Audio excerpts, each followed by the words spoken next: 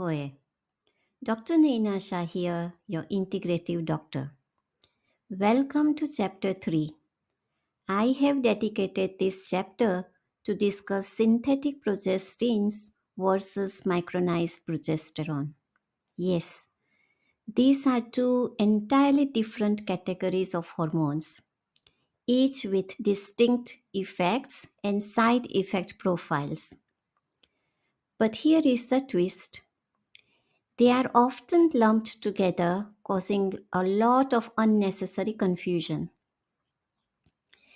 If you have ever picked up a micronized progesterone, known as a utrogestan capsule pack, you might have noticed a patient handout listing all the scary side effects associated with synthetic progesterone or progestins. And honestly, who wouldn't feel a bit rattled reading that the capsule you are planning to take for your premenstrual mood swings or headaches could potentially cause things like weight gain, insomnia, bloating, breast tenderness, and even hair loss? You would say, no, no, thank you. But that's not the truth. And that's why I'm here to give you all the details you need to know. Micronized progesterone is in a class of its own, and those warnings don't apply here.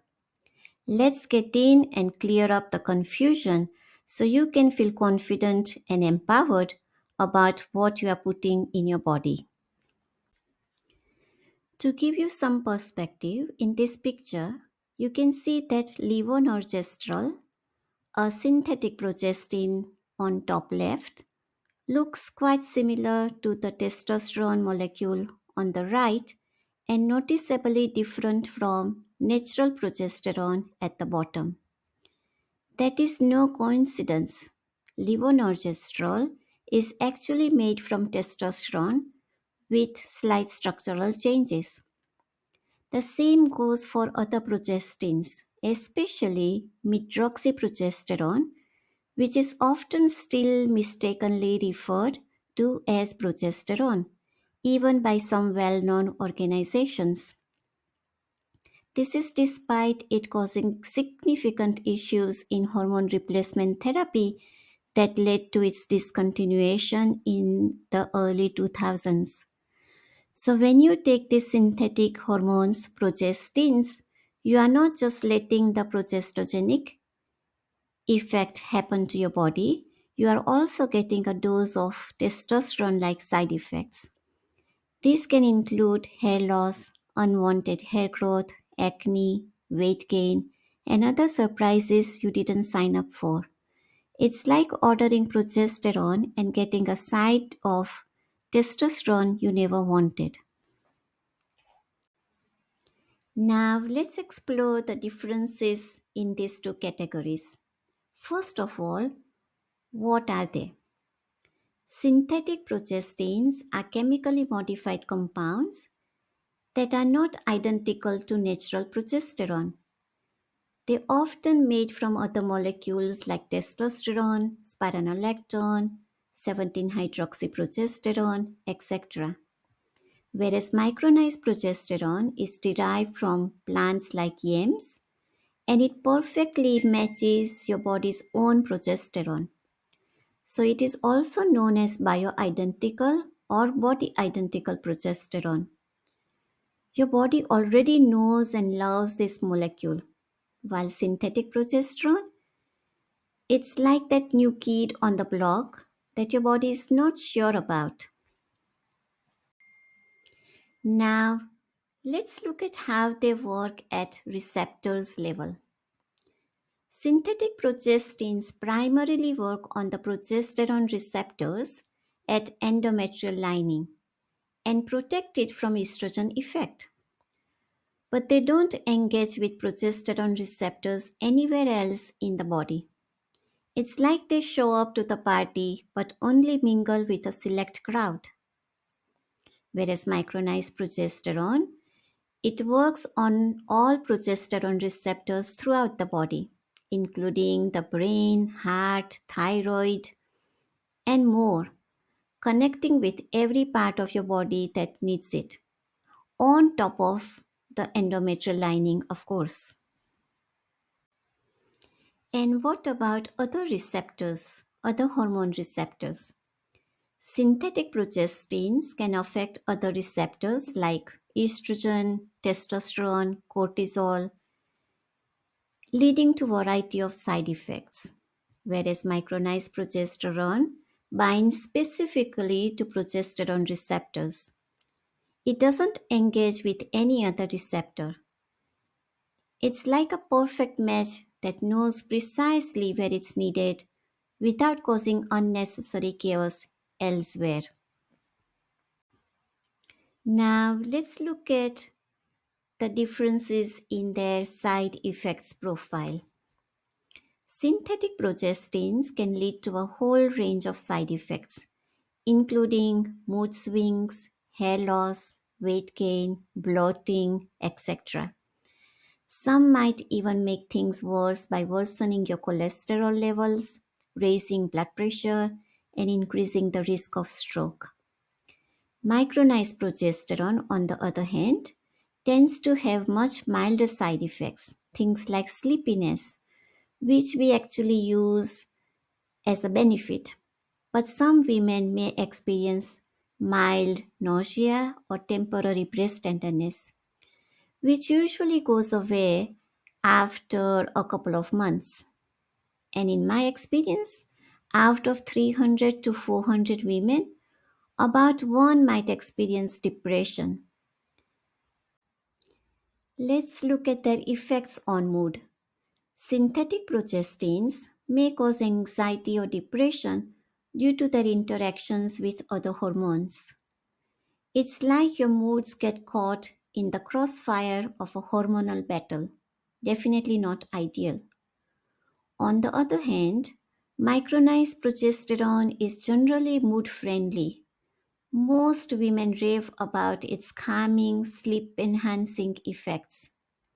As I said earlier, in rare cases, about 1 in 300 to 400 women, it might cause feeling of low mood or depression. But overall, it's the go-to chill pill when your hormones need a little zen boost. And what about their metabolites? Synthetic progestins breakdown products can cause extra side effects, adding to the unwanted hormonal chaos. Micronized progesterone's breakdown products, on the other hand, like allopregnanolone, are actually beneficial, promoting restful sleep and reducing anxiety. Now it's time to compare their safety profile. When used in HRT or menopause hormone therapy, the synthetic progestins come with a higher risk of blood clots, heart attacks, strokes, and even breast cancer.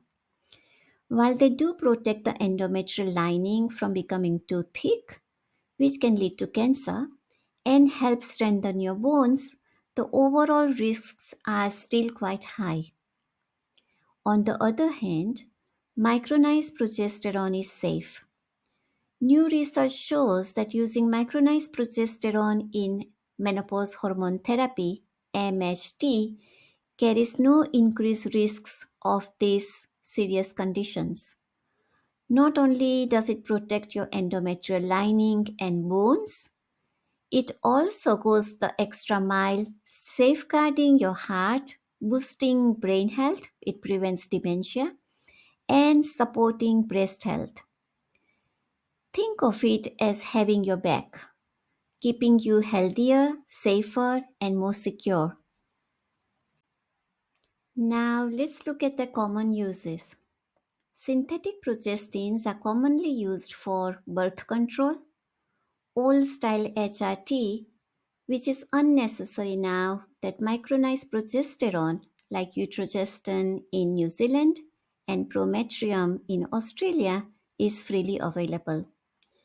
They are often prescribed for heavy periods because they are stronger than natural progesterone. However, In my experience, micronized progesterone at higher doses works just as well without the side effects of synthetic progestins. IUDs like Mirena and Jadis used for both contraception and managing heavy periods. Micronized progesterone has a wide range of uses in women's health. They are used in newer, safer menopause hormone therapy, in preventing early miscarriage and premature labor. They are also used for treating menstrual irregularities and fertility treatment. They regulate polycystic ovarian syndrome and used in managing endometriosis as well as perimenopause symptoms like heavy periods, mood swings, etc. If you are looking for a gentler, more body friendly approach, micronized progesterone is your go to. A word of caution: micronized progesterone isn't like a birth control pill. In fact, it can actually boost your fertility. So, if you are using it for any other purpose and don't want to become pregnant, you will need to take some extra precautions. Always good to keep in mind. What do other women like you say about their preferences when it comes to selecting progestins versus micronized bioidentical progesterone? Synthetic progestins are often seen as less desirable due to their side effects and associated health risks. This is not surprising. These are the options many women would rather skip, especially when body identical micronized progesterone like utrogestan is readily available, free on prescription. Micronized progesterone, on the other hand, is a favorite among women seeking natural or bioidentical hormone options. Through her website, I have learned a great deal from Professor Geraldine Pryor, a renowned endocrinologist from Canada, and I wanted to acknowledge her incredible work here.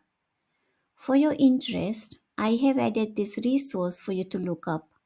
You might find it just as insightful as I did. Now, let's recap micronized progesterone's exceptional contributions to women's health. It regularizes your cycles and improves fertility. I use it in PCOS for this purpose. It treats hot flashes and night sweats by regulating the brain's temperature control. It improves deep, restful sleep. It decreases breast pain, nodules, and lowers breast cancer risk. It supports your thyroid function, keeping your metabolism on track. It enhances bone health by increasing bone formation and prevents osteoporosis. It protects your heart and prevents coronary artery disease.